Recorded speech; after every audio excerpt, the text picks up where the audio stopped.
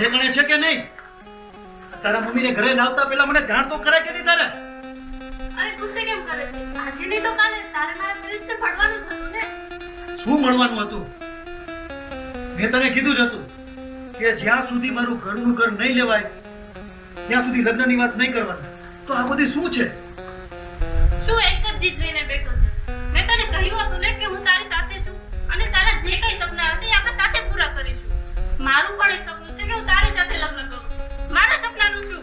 તારા સપનાની મને નથી ખબર, પણ તારે જો લગ્નની ઉતાવળ હોય ને તો તું લગ્ન કરી શકે છે, બરોબર? અને જો તારે મારી સાથે લગ્ન કરવા હોય ને તો થોડી રાહ જોવી પડશે. ઓકે, આ વિશે હવે મારે વાત નથી કરવી.